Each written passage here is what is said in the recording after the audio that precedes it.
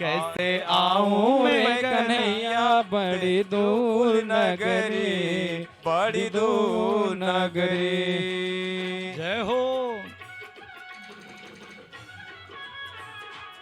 बोलो दीन बंधु भगवान की।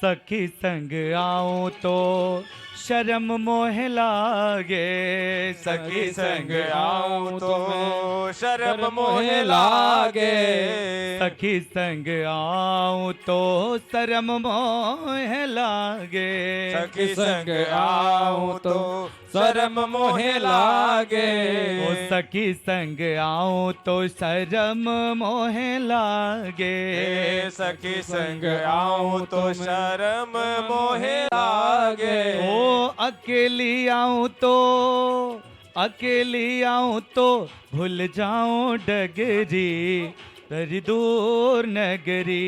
कैसे आऊं मैं कन्हैया, कैसे आऊं मैं कन्हैया, तेरी गोकुल नगरी, बड़ी दूर नगरी।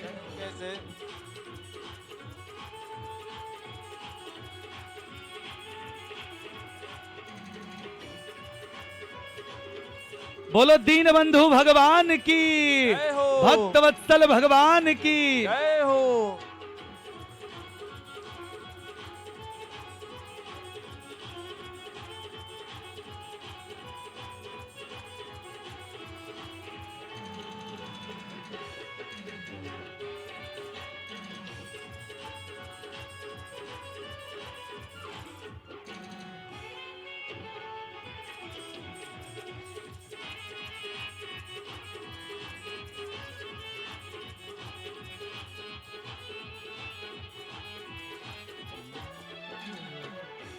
ओ मीरा कहे प्रभु गिरधर नागर, मीरा कहे प्रभु गिरधर नागर, मीरा कहे, मीरा कहे, मीरा कहे प्रभु गिरधर नागर, मीरा कहे प्रभु गिरधर नागर, गिरधर नागर नटवर नागर, नटवर नागर, नटवर नागर, तुम्हारे दरस बिन, ओ तुम्हारे दरस बिन मैं तो हो गई बावरी, बड़ी दूर नगरी।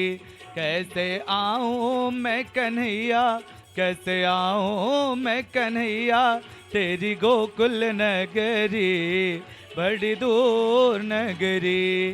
कैसे आऊं मैं कन्हैया, तेरी गोकुल नगरी, बड़ी दूर नगरी। कैसे आऊं मैं कन्हैया, तेरी गोकुल नगरी, बड़ी दूर नगरी, बड़ी दूर नगरी।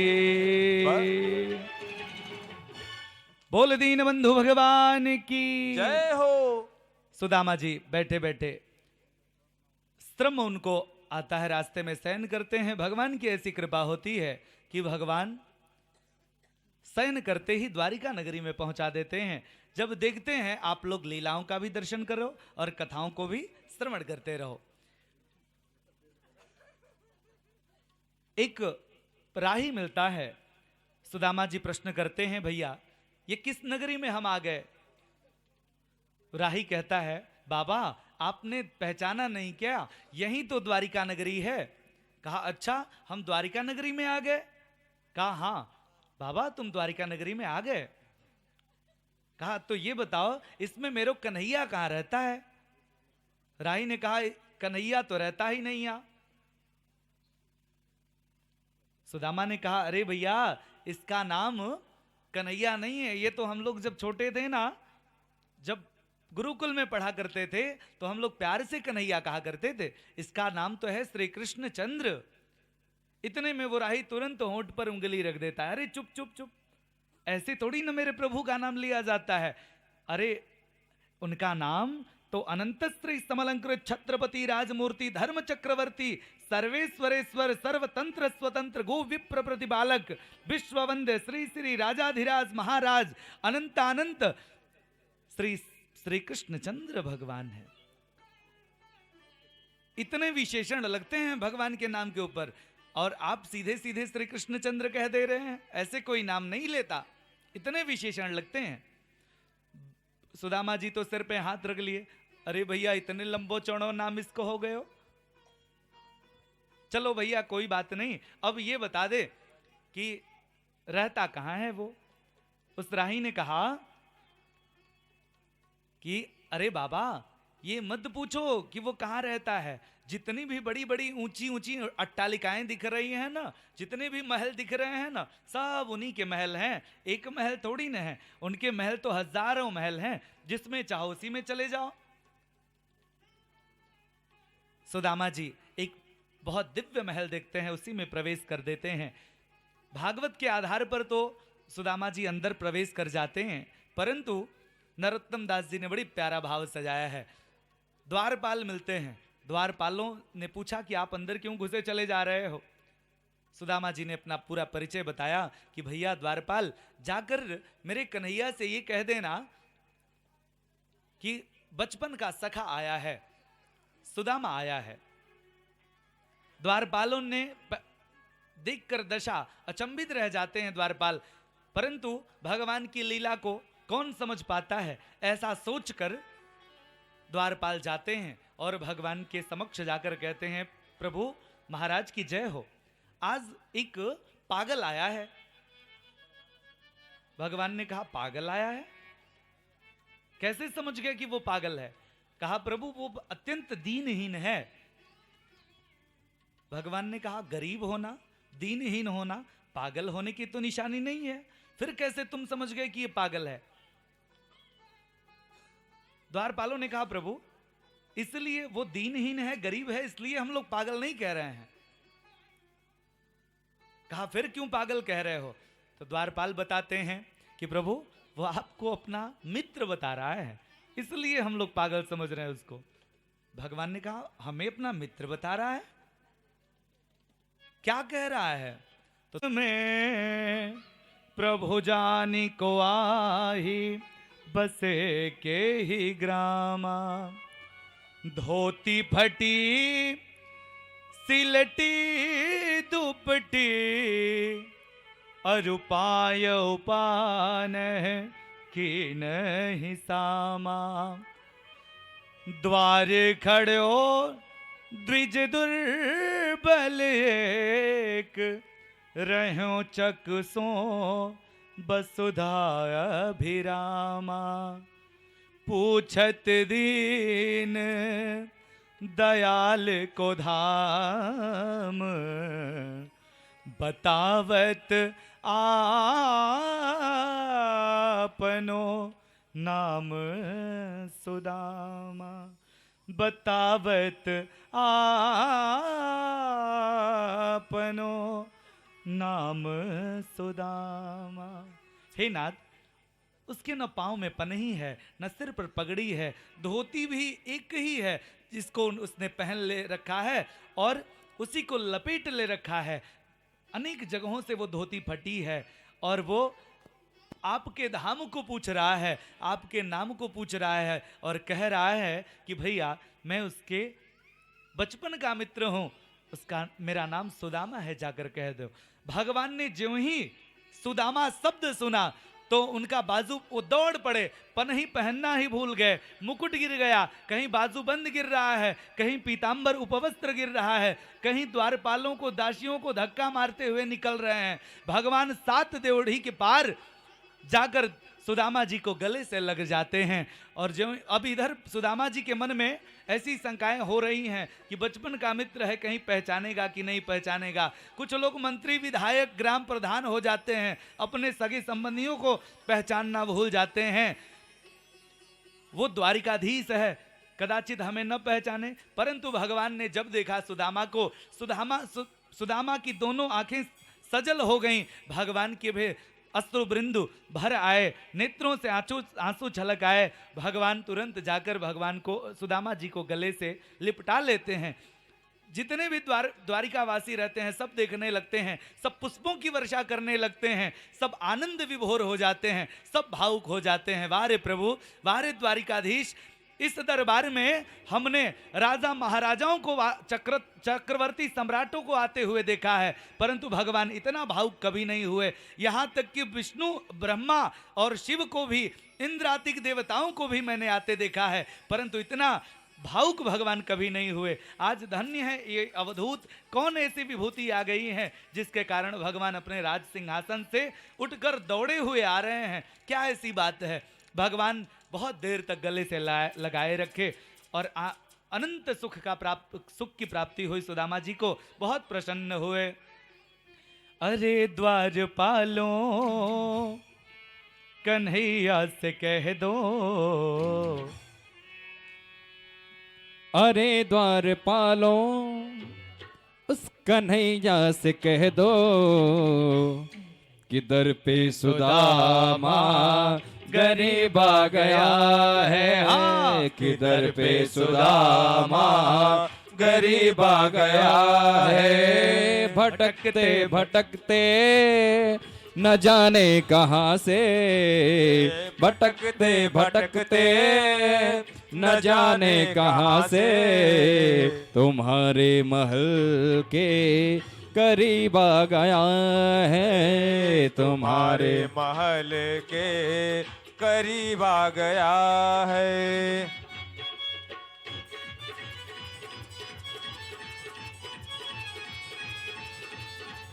बोल दीन बंधु भगवान की। जय हो।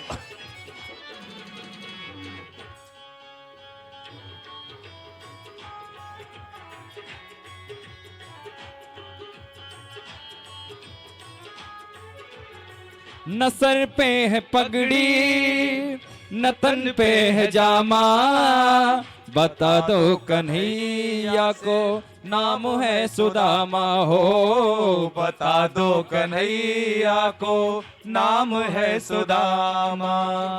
बस एक बार मोहन से जा कर के कह दो, बस एक बार मोहन से जा कर के कह दो कि मिलने सका बद नसीब आ गया है, कि मिलने सका बद नसीब आ गया है। अरे द्वारपालो कन्हैया से कह दो कि मिलने सका बद नसीब आ गया है, कि मिलने सका बद नसीब आ गया है।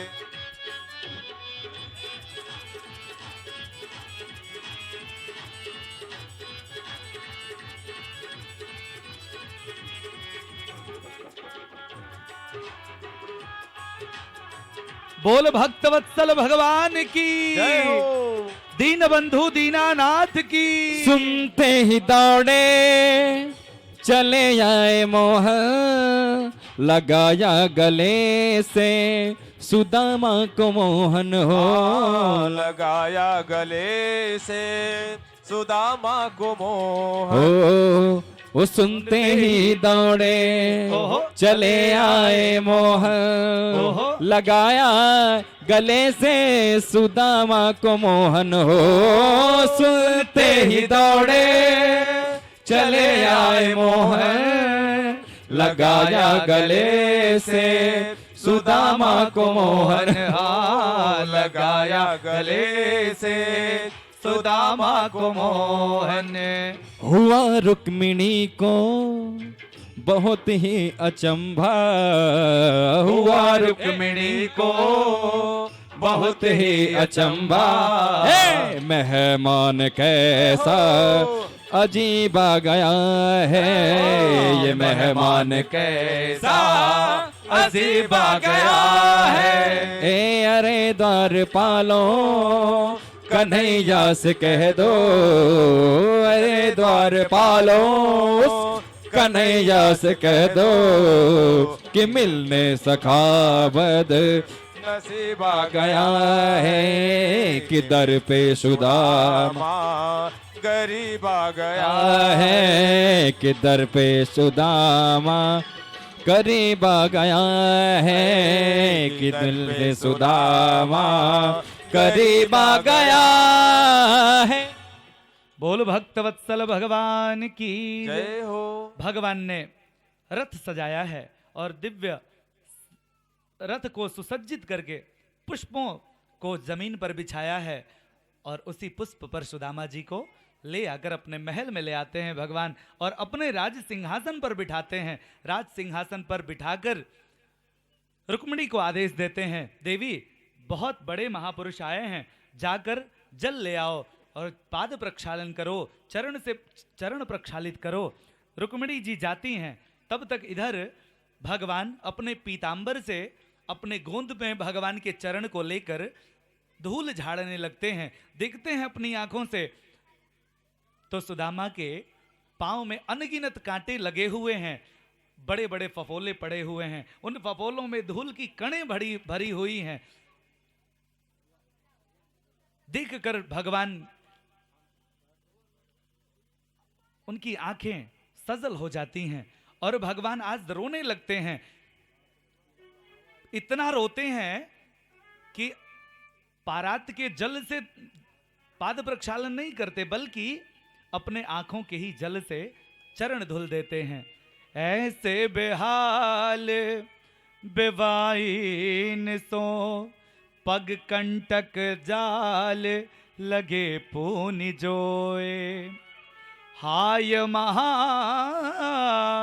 दुख पायो सखा तुम आए इतना किते दीन खोए, देखी सुदामा की दीन दशा करुणा करके करुणा निधि रोए, पानी परात को हाथ छुयो नहीं, नैनन के जल सो पग धोए, नैनन के जल सो पग धोए। भगवान इतना आंसू छलकाए हैं कि सुदामा जी के चरण आंसुओं से ही धुल गए। दौड़ी दौड़ी रुक्मिणी जी जब पारात में जल लेकर आती हैं तो देख क्या रही हैं कि भगवान इतना करुणा बरसा रहे हैं, भगवान इतना रो रहे हैं कि जल की आवश्यकता ही नहीं पड़ी। सुदामा जी के चरण धुल गए। रुक्मिणी जी भी भावुक हो रही हैं कि धन्य है ये अवधूत, इसने ऐसा कौन पुण्य किया। सभी रानियां आ जाती हैं, सुदामा जी से बहुत बातें करना चाहते हैं भगवान, परंतु अकेले में स्वयं चरण दबाने लगते हैं। चरण दबाने लगते हैं तो रुक्मिणी जी देखती हैं। रुक्मिणी जी को लगता है कि हम भी कुछ सेवा करें। रुक्मिणी जी पंखा करने लगती हैं। रुक्मिणी जी सोचती हैं किम मनेन कृतं पुण्यम अवधूतेन भिक्षुणा श्रियाहीनेन लोकेस्मिन् गर्तितेनाधमेन च। धन्य है ये अवधूत, इसने ऐसा कौन सा पुण्य किया है कि साक्षात नारायण इसके चरण दबा रहे हैं। और ये केवल रुक्मिणी ही नहीं सोच रही हैं, बल्कि स्वर्ग के जो देव लोग हैं वो भी सोच रहे हैं कि अरे इस अवधूत ने, इस ब्राह्मण ने कौन सा ऐसा पुण्य किया है जिसके चरण साक्षात नारायण दबा रहे हो और पंखा साक्षात लक्ष्मी कर रही हो। क्या इसे विवाह हुआ या नहीं? सुदामा जी सकुचाते हुए कहते हैं, अरे मित्र विवाह तो हो गया, लेकिन तुम्हें और कोई पहला प्रश्न नहीं मिला था पूछने को? सबसे पहले विवाह ही से शुरुआत करोगे?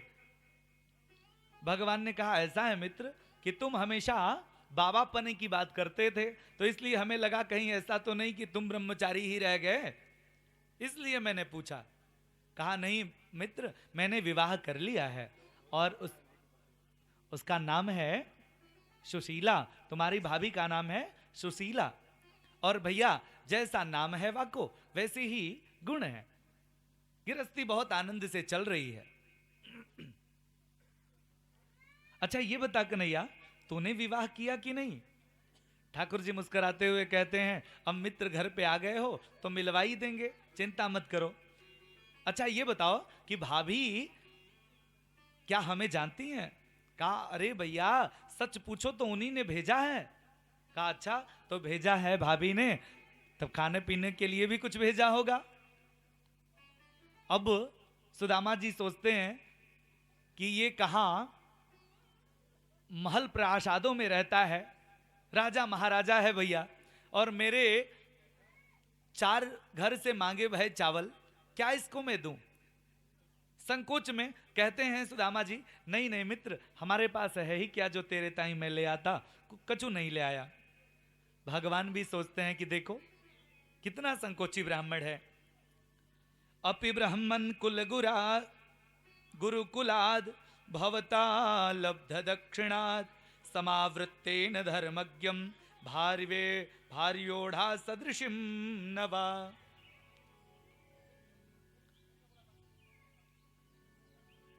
भगवान कहते हैं तो भाभी ने कुछ खाने पीने को भेजा होगा। सुदामा जी कहते हैं नहीं मित्र, कुछ भी नहीं ले आया।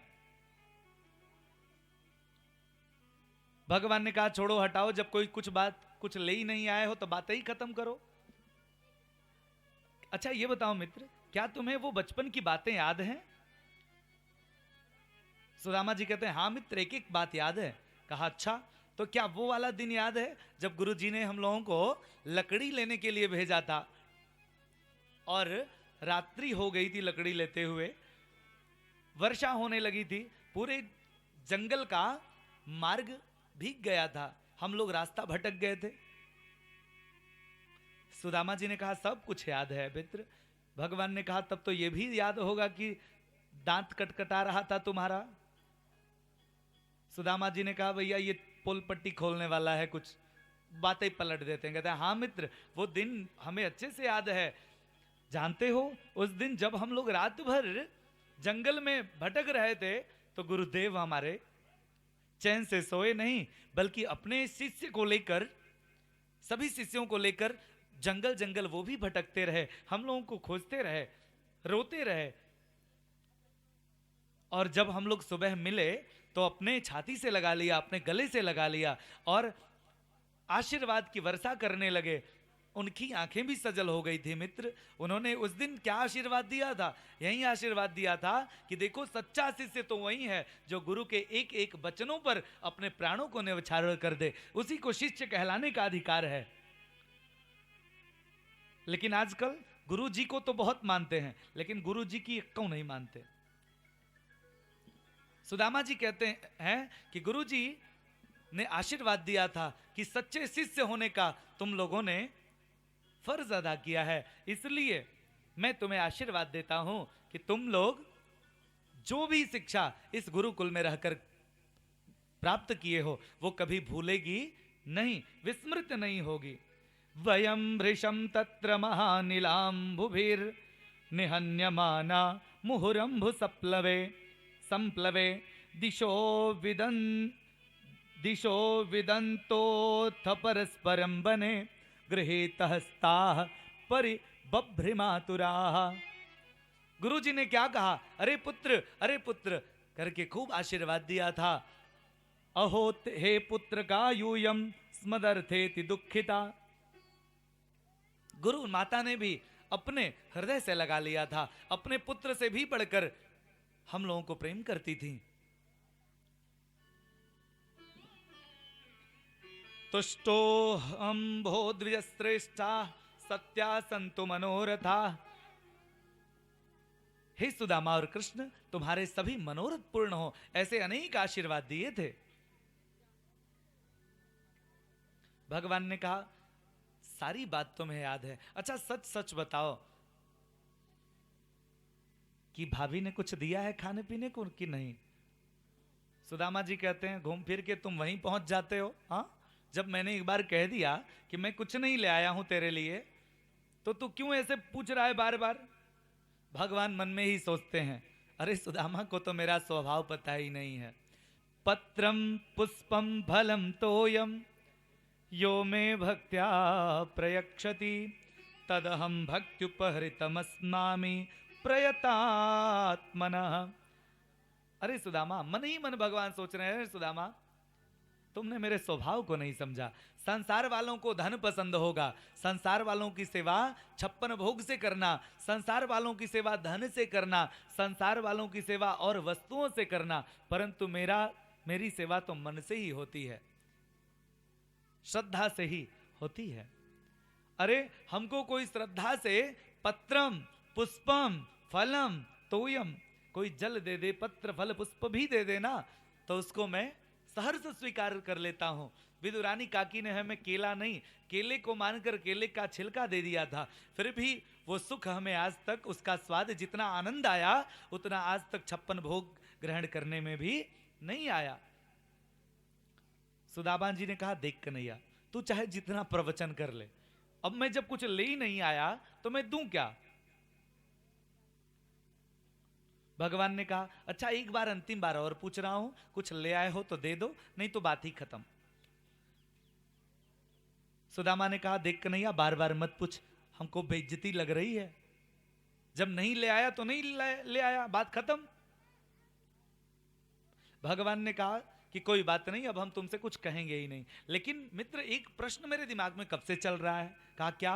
कहा जब से आए हो तब से ये हाथ अपने कमर से चिपकाए हुए हो, हाँ क्या बात है?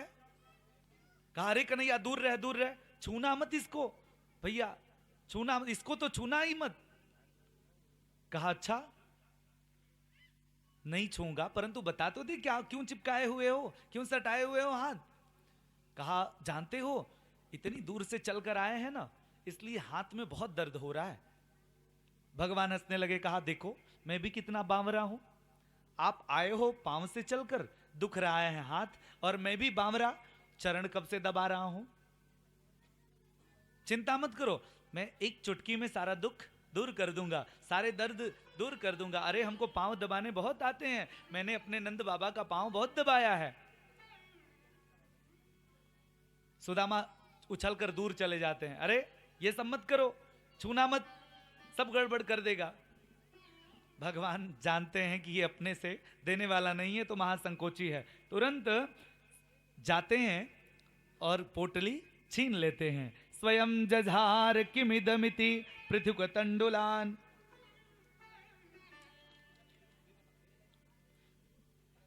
अपने हाथों से एक धक्का मारते हैं और कन्हैया जी तंडुल छीन लेते हैं और ग्रहण करना प्रारंभ करते हैं। इति मुष्टि सकृत जध्वा द्वितीयं जग्धुमाददे तावत् श्री जगृहे हस्तम तत्परा परमेष्ठितः।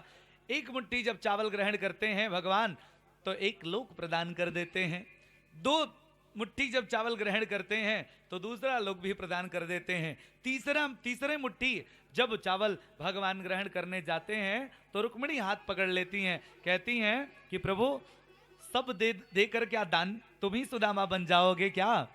पहली मुट्ठी लेते ही प्रभु ने स्वर्ग सुदामा के नाम किया है, स्वर्ग सुदामा के नाम किया है। दूसरी मुट्ठी में देने लगे तो वैभव विप्र को सौंप दिया है, वैभव विप्र को सौंप दिया है, वैभव विप्र को सौंप दिया है, वैभव विप्र को सौंप दिया है। तीसरी मुट्ठी में देने लगे जो,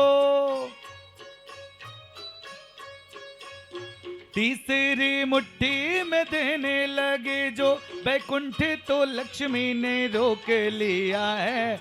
अपना निवास भी दान में दे रहा, अपना निवास भी दान में दे रहा, कैसा दानी ये मेरा पिया है, कैसा दानी ये मेरा पिया है, कैसा दानी ये मेरा पिया है, कैसा दानी ये मेरा पिया है। प्रभु तीसरी मुट्ठी में मैया हाथ पकड़ लेती हैं। क्यों हाथ पकड़ती हैं? मानो विद्वानों ने भाव दिया कि प्रभु ब्राह्मण का प्रसाद है, अकेले खाओगे क्या? प्रसाद अकेले नहीं खाया जाता। दूसरा भाव कि प्रभु कच्चे चावल हैं, ज्यादा खाओगे पेट खराब हो जाएगा। तीसरा भाव, प्रभु आप सब कुछ दे दोगे तो अपने रहने अपने निवास की भी तो चिंता करो, क्या सुदामा ही बनना है क्या पुनः? ऐसे कई भाव संतों ने दिए हैं। अब तो सब प्रसाद ग्रहण कर रहे हैं, सभी रानियां आ गईं, प्रसाद ग्रहण करने लगी। सुदामा जी ने कहा, लाला और सब तो बात हो गई, परंतु तूने ये नहीं बताया, हमारा विवाह और बच्चे पुत्र सब कुछ पूछ लिया, परंतु अपना कुछ नहीं बताया। भगवान मुस्कुराते हुए कहे, मित्र जब आ ही गए हो तो मिलवा ही देता हूं। शुभस्य शीघ्रम, ऐसा करो रुक्मिणी कि जाओ सभी रानियों को बुला कर ले आओ। इतने तेजस्वी तपस्वी ओजस्वी ब्राह्मण बार बार नहीं आते, आओ सब लोग आकर ब्राह्मण देवता का आशीर्वाद ग्रहण करो। इतने में रुक्मिणी आई, चरण छूने लगी। ठाकुर जी ने सुदामा जी ने आशीर्वाद दिया, खूब लंबा चौड़ा, पुत्रवती भव, सौभाग्यवती भव, पति प्रिया भव।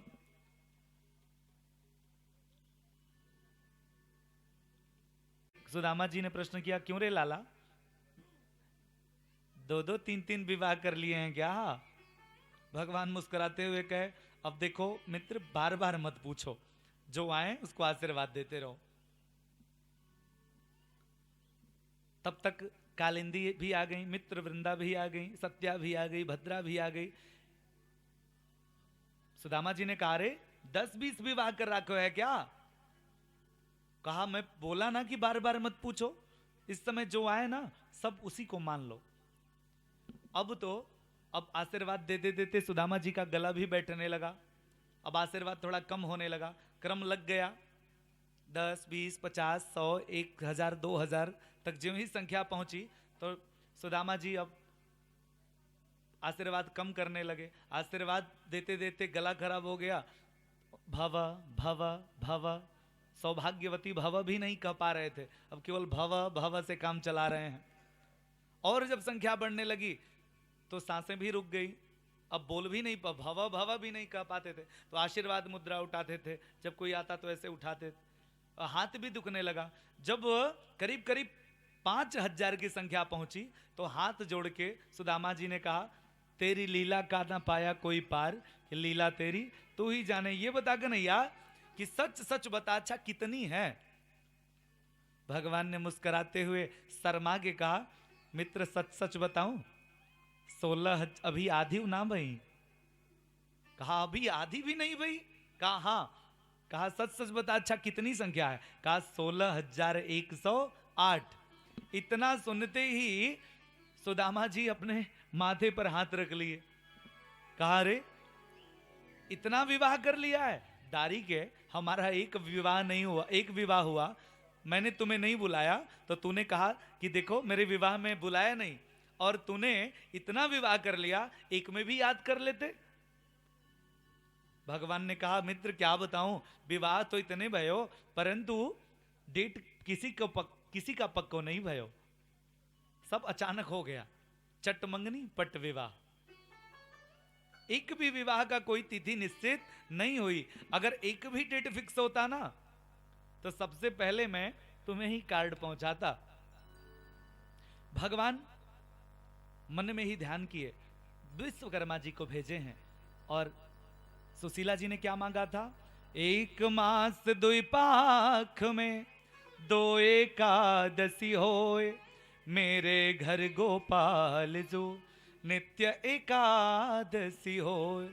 भगवान ने विश्वकर्मा को भेजकर मानो संदेश दे दिया कि होनी थी सो है गई, अब ना ऐसी होए, भाभी तेरे भवन में नित्य द्वादशी होए।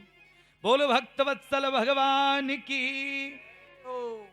इस प्रकार भगवान ने विश्वकर्मा को भेजकर द्वारिका जैसी ही नगरी का निर्माण किया। कई दिनों तक सुदामा जी रह गए वहीं।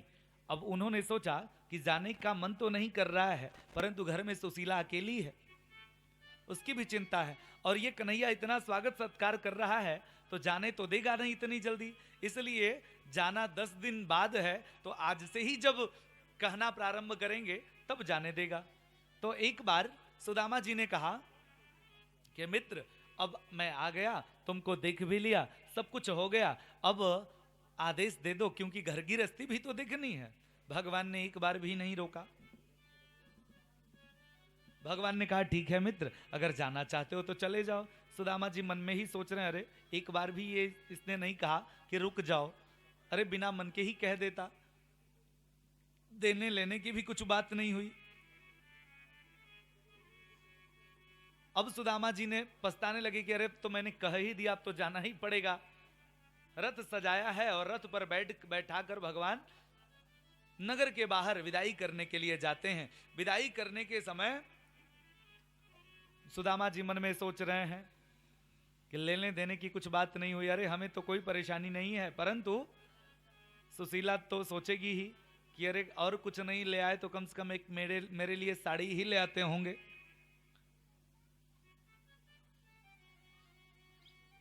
परंतु भगवान ने कुछ प्रत्यक्ष रूप में नहीं दिया। सुदामा जी ने कहा तो ये कुछ देने वाला नहीं है, लेकिन एक बार इसे याद दिला दूं। सुदामा जी ने कहा अरे मित्र, अरे कन्हैया, ये बता कि कुछ संदेश हो तुम्हारी भाभी के लिए तो बता दो।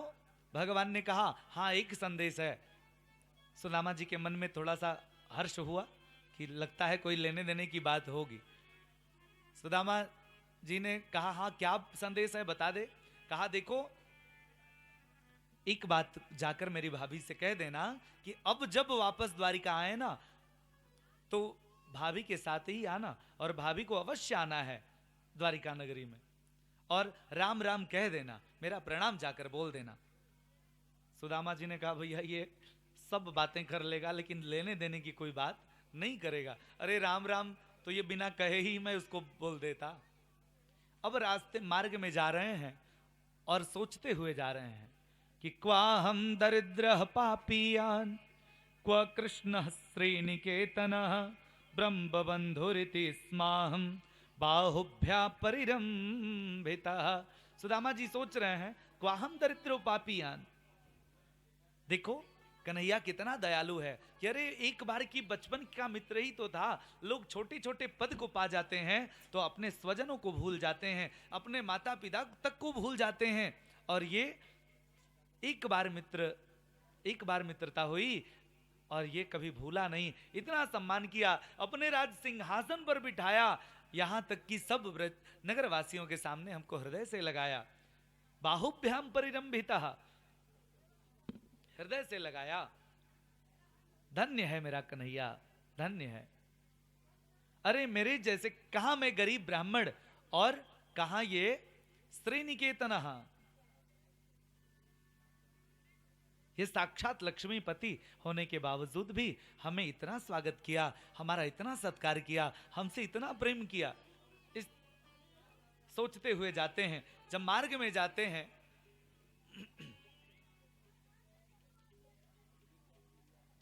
पहुंचते हैं अपने नगर के बाहर तो देखते हैं एक मंदिर देखते हैं तो उनके गांव का स्मरण आ जाता है। परंतु जब बड़ी बड़ी अट्टालिकाएं देखते हैं तो भ्रमित हो जाते हैं। किसी से पूछते हैं कि अरे भैया ये कौन सी नगरी है? सब द्वारपाल आ जाते हैं, कहते हैं अरे ये सुदामा नाम की नगरी है, सुदामा इसके राजा हैं, सुदामा नगरी है। कहा, उन्होंने सोचा होगा कोई सुदामा, कोई दूसरा। इसके राजा कौन है? कहा ये इसके राजा महाराज सुदामा हैं। कहा, उन्होंने सोचा कोई होगा। जब और आगे बढ़े तो देख क्या रहे हैं, सुशीला खूब 16 श्रृंगार करके सिंदूर लगा के, बालों में गजरा लगा के, पांव में पैजनी पहनकर छम छम कर आरती की थाल सजा के दास दासियों के साथ छम छम करते हुए आ रही हैं। सुदामा जी सिर नीचे कर लेते हैं कि होंगी कोई महारानी, किसी अपने स्वामी से मिलने जा रही होंगी भैया, इनको नजर उठा के देखना भी नहीं चाहिए। जब अपनी ओर आती हुई देखे सुदामा तो चरणों की तरफ पहले देखा, उसके बाद सुशीला ने कहा, स्वामी जी प्रणाम, आपने हमें पहचाना नहीं क्या? सुदामा जी तुरंत नजर उठा के देखते हैं और देखते क्या है कि साक्षात श्री देवी जैसी खड़ी हैं सुशीला देवी, लक्ष्मी जैसी स्वरूप बनाकर खड़ी हैं। कहा अरे सुशीला, तूने तो रंग ही बदल दिया, क्या बात है, ये सब कैसे हुआ? सुशीला जी भगवान को स्मरण करती हैं, उनके आंखों से प्रेमाश्रु बहने लगता है। कहती हैं कि क्या प्रभु ने नहीं बताया? अरे सब प्रभु की माया है। सुदामा जी सारी बात समझ गए कि अरे तुझे देते नहीं देखा मगर झोली भरी देखी। भगवान जब देते हैं तो इतना देते हैं कि भगवान को देते हुए कोई नहीं देखता, परंतु सबका पोषण तो परमात्मा ही कर रहे हैं। एक बार रहीम दास जी सुबह सुबह सबको धन बांटते हैं सिर नीचे करके। किसी ने पूछा कि रहीम दास जी सिर नीचे कर क्यों बांटते हो धन? रहीम दास जी कहते हैं कि लोग ऐसा समझते हैं कि मैं दे रहा हूं, अरे देने वाला तो कोई और है, इसलिए मेरे सिर नीचे रहते हैं। देनहार कोई और है, बांटत है दिन रैन, लोग भरम मोह पे करें याते नीचे नैन। इस प्रकार भगवान सुदामा नाम के एक दीन दुखी ब्राह्मण पर भी उद्धार किए थे। परीक्षित ये कथा सुनाते हैं। आगे कुरुक्षेत्र में एक बार सूर्य ग्रहण के समय सभी ब्रजवासियों से मुलाकात होती है। वहीं पर राधा रानी भी मिलती हैं। रुक्मिणी बार बार प्रश्न करती हैं कि प्रभु आप निरंतर राधे राधे का जप करते रहते हो, राधा रानी की प्रशंसा करते रहते हो, मेरे मन में बार बार आता है कि मैं एक बार राधा रानी का दर्शन करूं। ठाकुर जी लीला करते हैं। एक बार ठाकुर जी शयन करते हैं और उठते नहीं हैं। सब रानी आकर पूछती हैं प्रभु क्या समस्या है? कहा बड़ी बीमारी हो गई है, सर में बहुत पीड़ा है, असह्य पीड़ा हो रही है। कहा अच्छा वैद्य को बुलाओ। एक से एक वैद्य आ जाते हैं, परंतु ठाकुर जी की लीला ही तो है। ठाकुर जी कह रहे हैं कि ये दर्द खत्म नहीं हो रहा है। कहा क्या होगा? कहा नारद जी को बुलाना पड़ेगा। नारद जी को सारी बात समझा देते हैं भगवान। नारद जी आते हैं, सभी रानियों से कहते हैं प्रभु का अगर दर्द दूर करना हो, दुख दूर करना हो तो आप लोगों को एक काम करना पड़ेगा। कहा क्या? कहा चरणों की धूल इनके मस्तक से लगाना होगा, तब जाकर ठाकुर जी के सिर की पीड़ा दूर होगी। रुक्मिणी जी से कहा गया तो रुक्मिणी जी ने कहा पति तो परमेश्वर होते हैं बाबा, अपने चरणों की धूल जब उनके मस्तक पर लगाएंगे तो हम पति लोग से वंचित हो जाएंगे, इसलिए हम लोग नहीं दे सकते। सभी रानियों से पूछते हैं, कोई नहीं देता। तब जाकर रुक्मिणी जी को भेजते हैं प्रभु कि जाओ कुरुक्षेत्र में राधा रानी हैं, उनसे मांग कर ले आओ चरणों की धूल। दूध लेकर, गरम गरम दूध लेकर जाती हैं रुक्मिणी जी। तो एक सुंदर सी दिव्य कन्या वहां बैठी रहती है। पूछती हैं राधा रानी प्रणाम, मैं द्वारिकाधीश की पत्नी रुक्मिणी हूं। ठाकुर जी ने हमें भेजा है दूध लेकर संदेश देने के लिए। वो कन्या हाथ जोड़ती है, कहती है देवी मैं कहां राधा रानी, मैं तो राधा रानी के चरणों की धूल के भी बराबर नहीं हूं। मैं तो राधा रानी की दासी की भी दासी हूं। रुक्मिणी जी जब देखती हैं उसके दासी के सौंदर्य को तो लज्जित हो जाती हैं, मानो उस दासी के भी दासी लग रही हैं रुक्मिणी जी। विचार करती हैं कि जब राधा रानी की दासी भी इतनी सुंदर है तो राधा रानी कैसी होंगी। 7 ड्योढ़ी पार करके रुक्मिणी जी वहां पहुंचती हैं राधा रानी का जीर्ण शीर्ण शरीर हो गया है, परंतु कांति इतनी शरीर से निकल रही, इतनी कांतिमय शरीर है कि मानो साक्षात चंद्रमा ने ही मुख का रूप धारण कर लिया हो। दिव्य स्वरूप लेकर जिसका वर्णन नहीं किया जा सकता। इतना दिव्य स्वरूप लेकर राधा रानी विराजमान है। अपना परिचय देती हैं रुक्मिणी जी। रुक्मिणी जी कहती हैं, राधे रानी, प्रभु निरंतर आपको दिन रात स्मरण करते रहते हैं और उनके अष्टयाम में कभी भी ऐसा नहीं होता जिस क्षण वो आपके का नाम का जप न करें, वो आपको स्मरण न करें, निरंतर आपका स्मरण करते रहते हैं।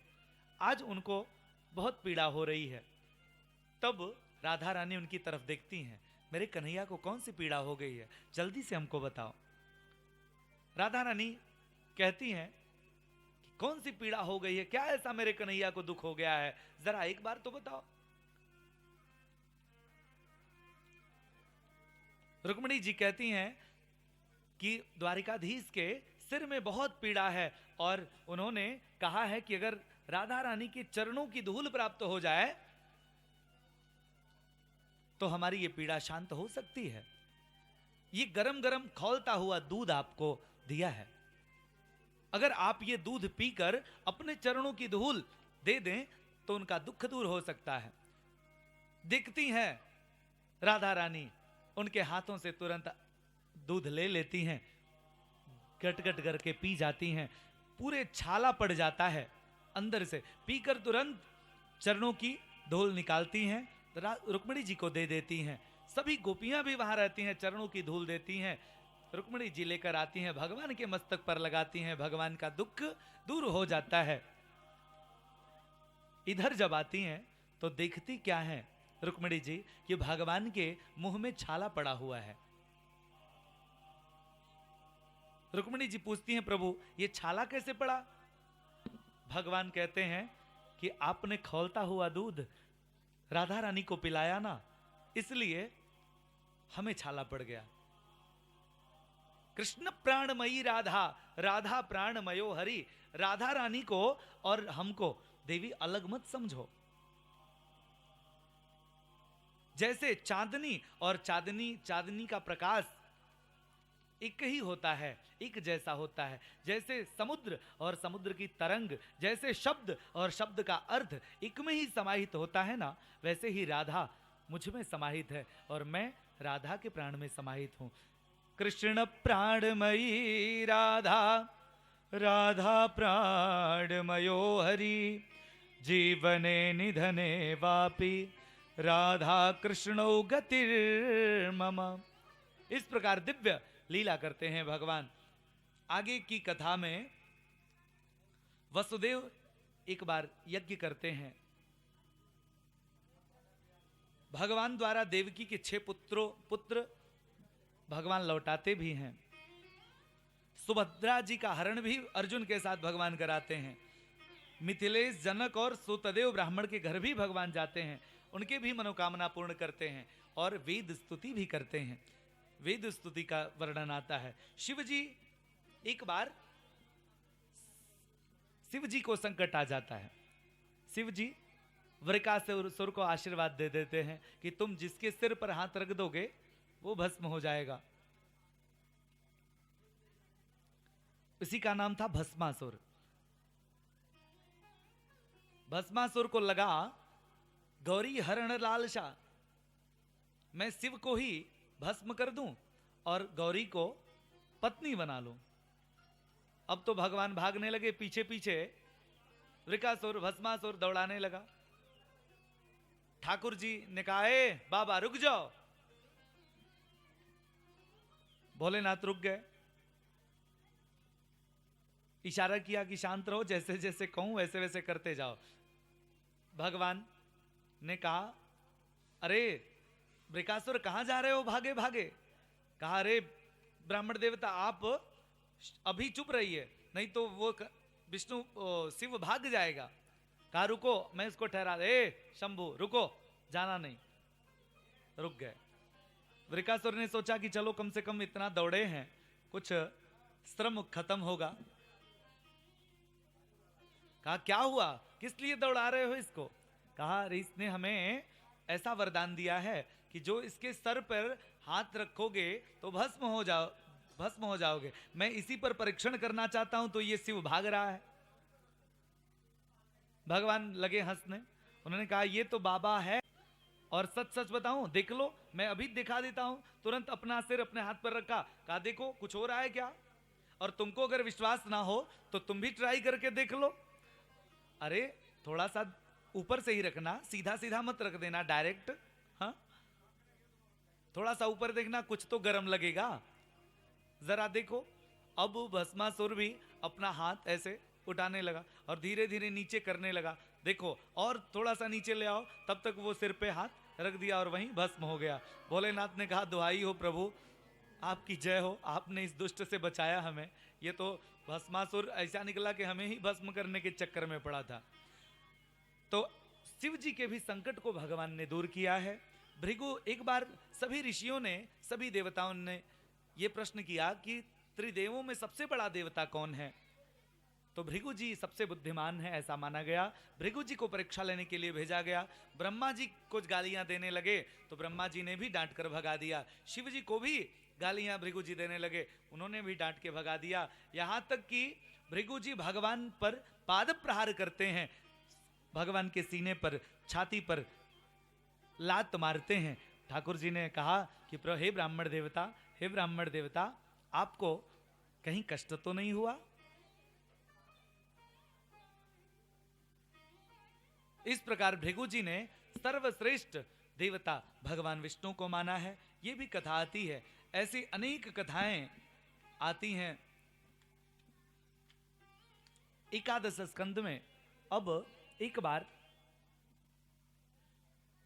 चातुर्मास में भगवान के बगीचे में कुछ संत महात्मा आते हैं, भगवान से कहते हैं कि प्रभु हम आपके यहां ही चातुर्मास बिताएंगे।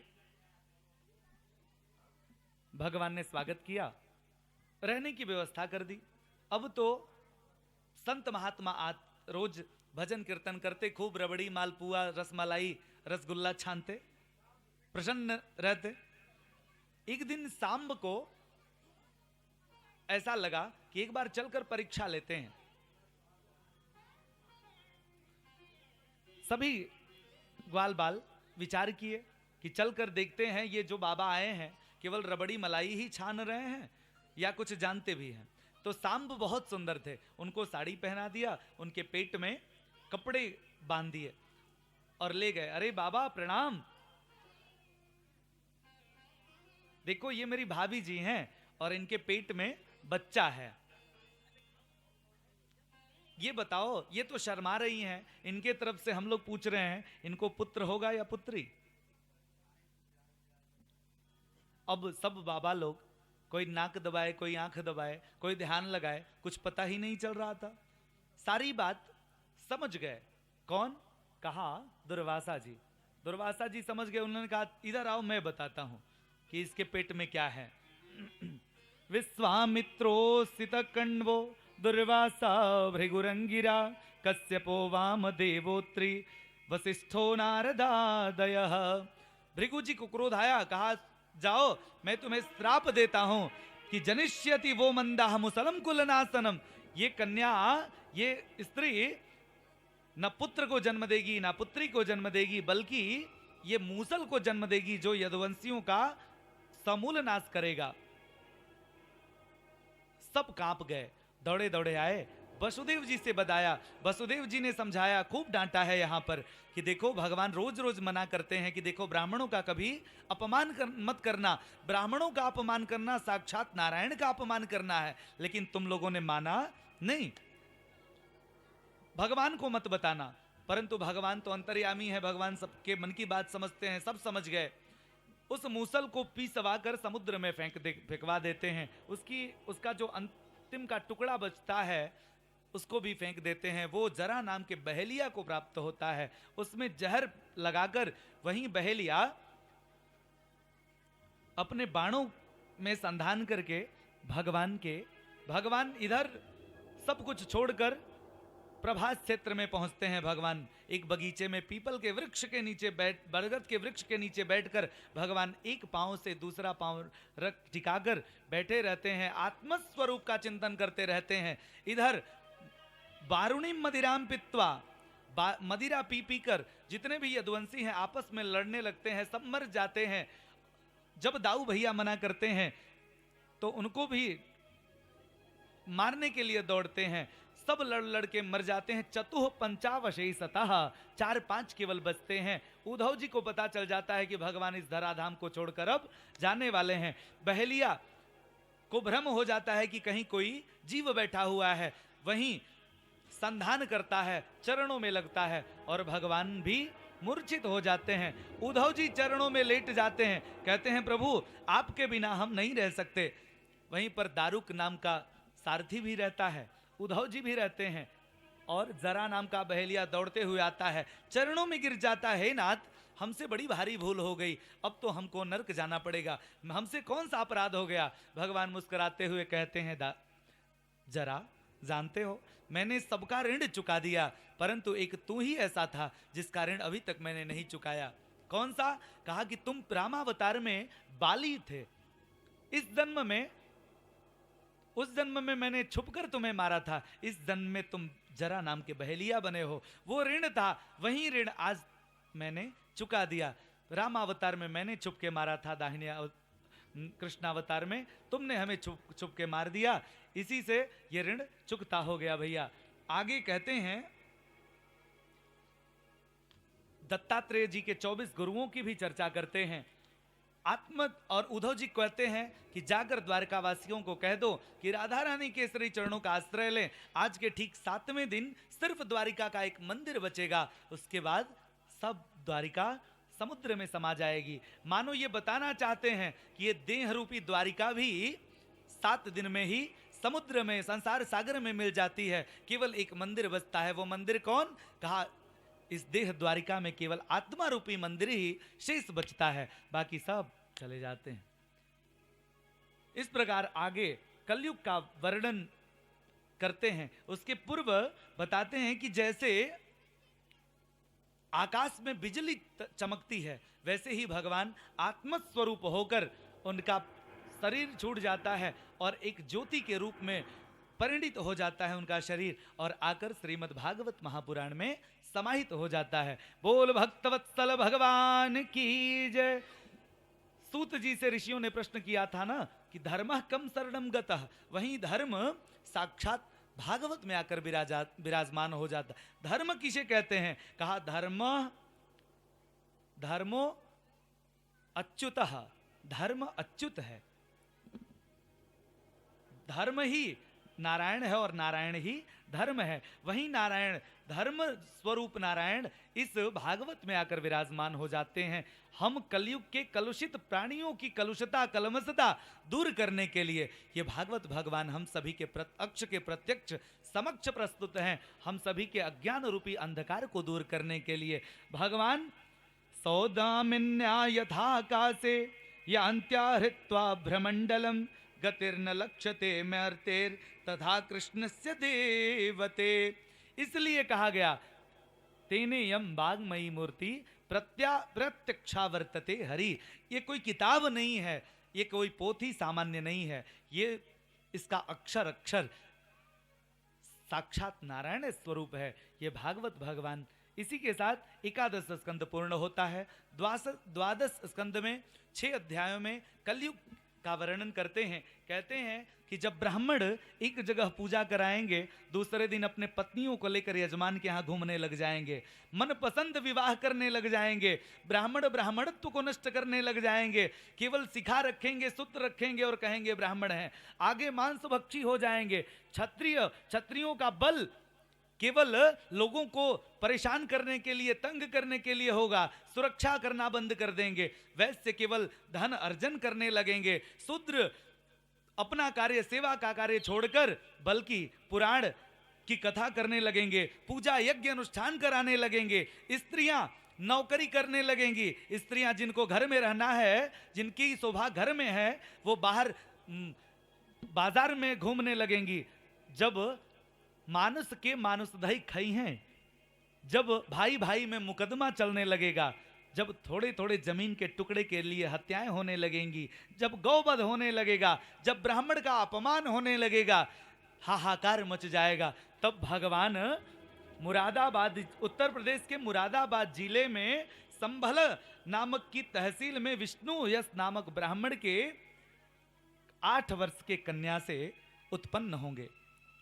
संभलस्य मुख संभल ग्राम मुख्यस्य ब्राह्मणस्य महात्मनः भवने विष्णु यशसः कल्के प्रादुर्भविष्यति। भगवान कलयुग कल की अवतार लेंगे और कुछ ही देर के बाद, कुछ ही दिनों के बाद, कुछ ही 100 वर्षों के बाद ये प्रलय हो जाएगा, पुनः सतयुग की स्थापना होगी। आइए अब हम लोग भागवत जी का अंतिम श्लोक श्रवण करें।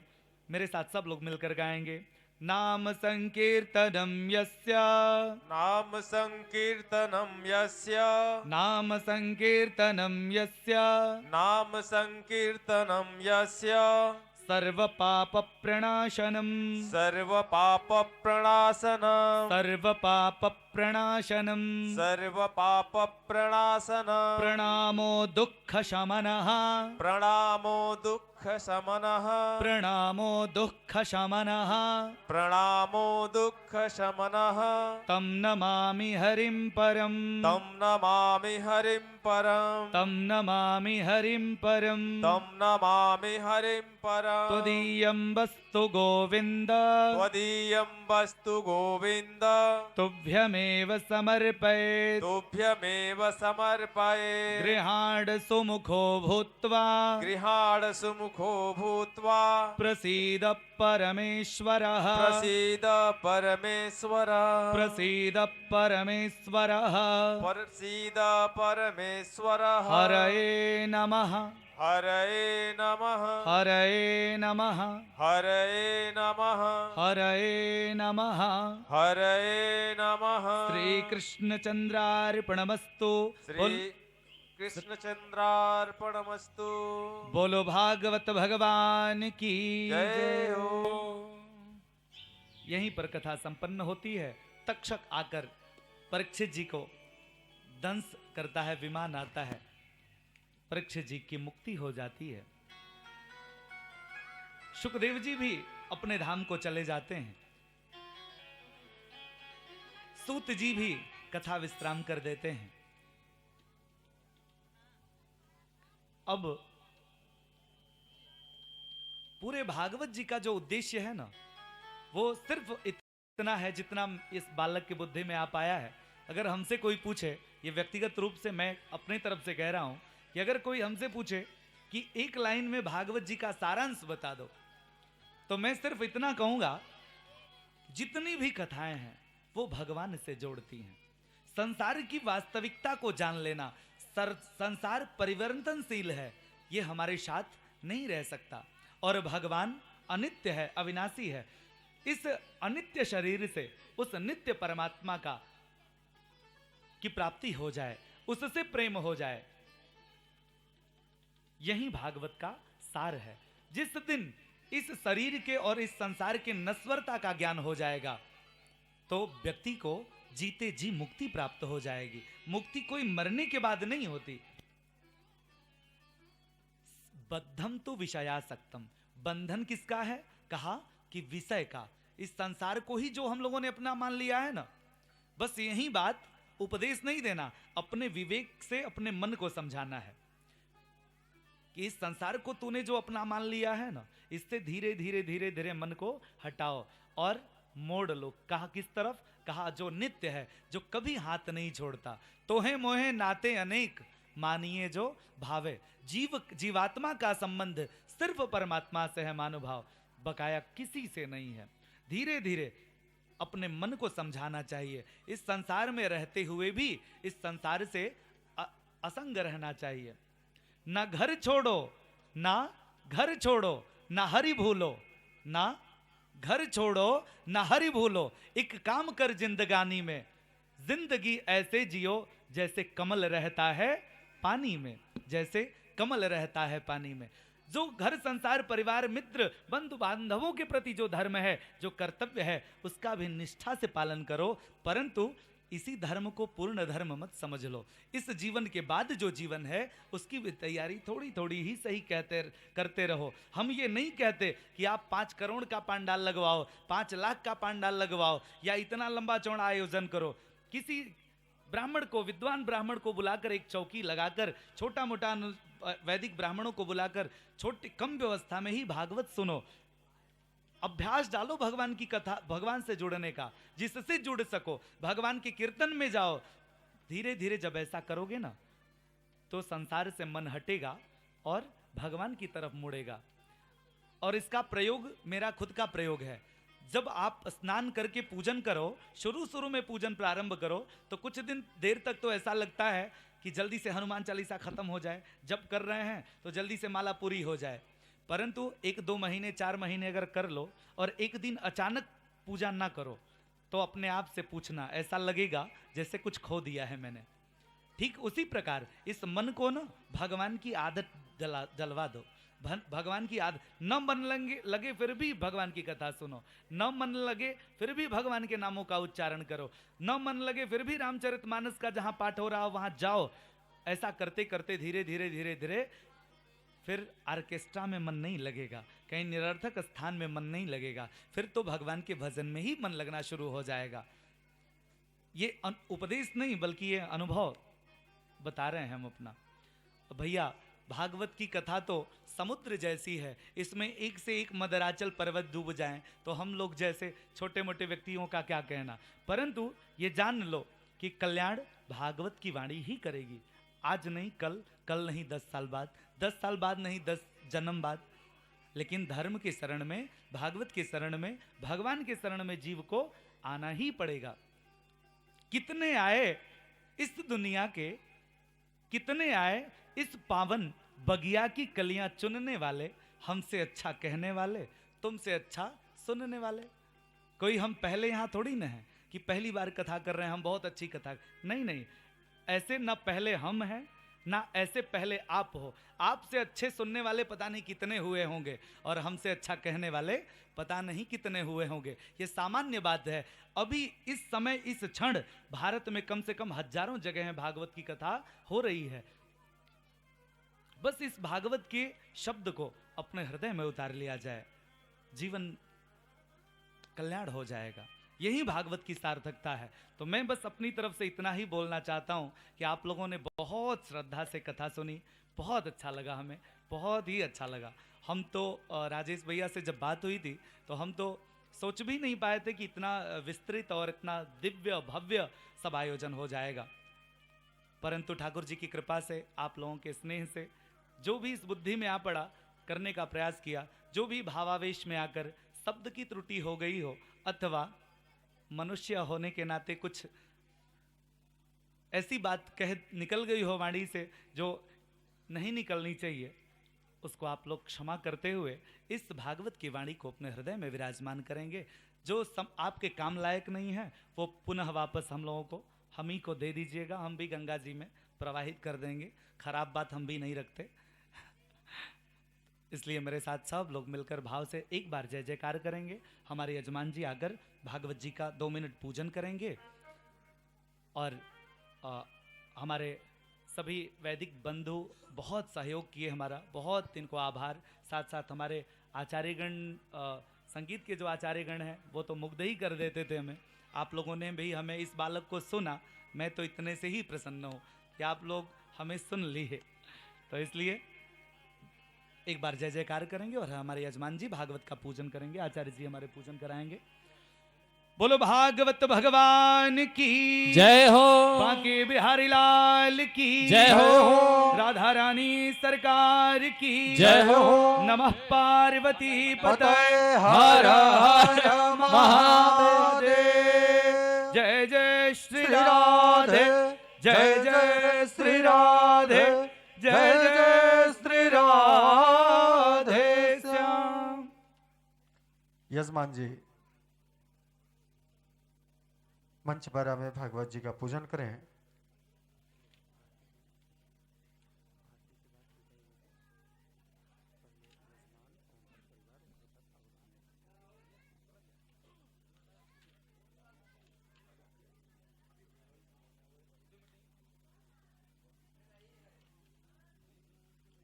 ध्यानम, सभी लोग ध्यान करें, भगवान का स्मरण करें। ॐ कस्तूरीतिलकं ललाटपटले वक्षस्थले कौस्तुभं नासाग्रे वरमौक्तिकं करतले वेणुकरे कङ्कणं सर्वाङ्गे हरिचन्दनं सुललितं कण्ठे च मुक्तावली गोपश्री परिवेष्टितो विजयते गोपालचूडामणे। श्री राधा कृष्णाभ्यां नमः। पुराण पुरुषोत्तमाय नमः। सर्वोपचारार्थे गन्धाक्षतपुष्पाणि समर्पयामि। धूपं दीपं नैवेद्यं दक्षिणां प्रदक्षिणां नमस्कारान् समर्पयामि।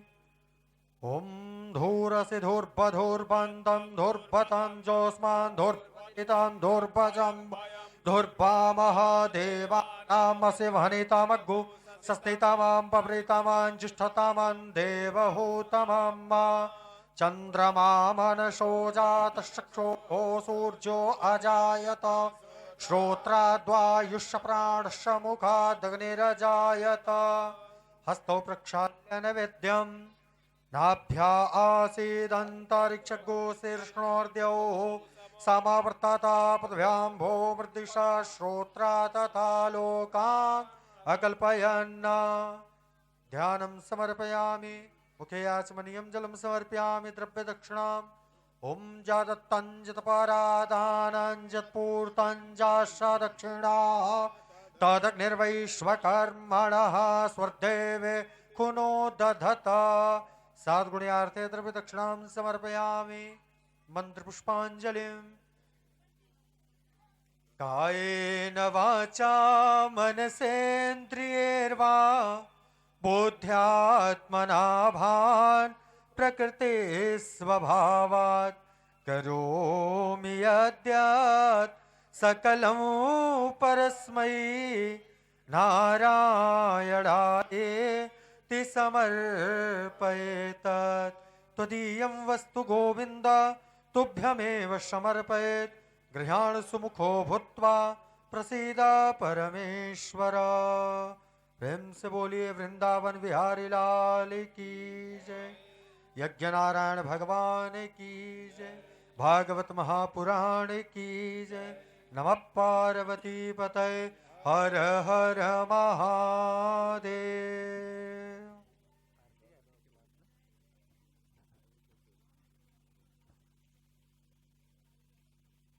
यहीं पे कथा विश्राम।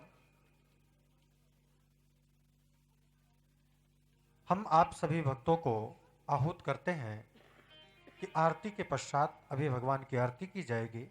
आरती के पश्चात क्रम से मंच पर आके भगवान के श्री चरणों में पुष्प को समर्पित करते हुए व्यास जी से साधुवाद प्राप्त करेंगे, जिसमें सर्वप्रथम हमारे यजमान महोदय कमलेश भैया, राजेश भैया, उसके बाद आप सभी भक्त। हेलो।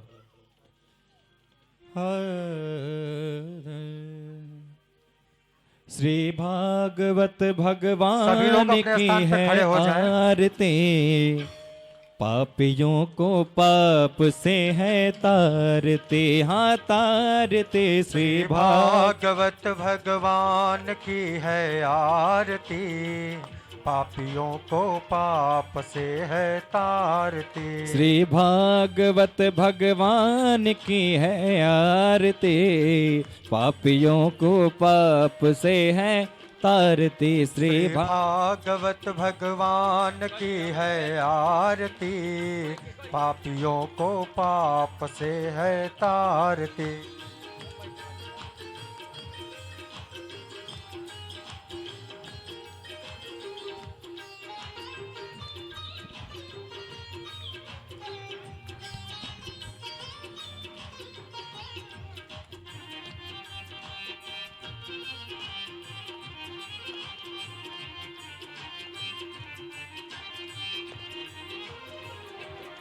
ये अमर ग्रंथ, ये मुक्ति पंथ, ये पंचम वेद निराला, नव ज्योति जगाने वाला।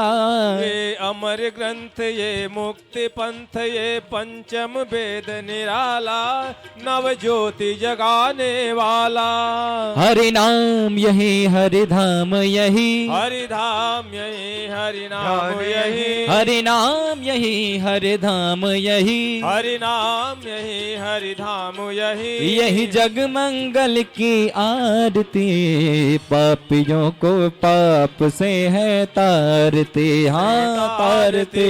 भागवत भगवान की है आरती, पापियों को पाप से है तारती।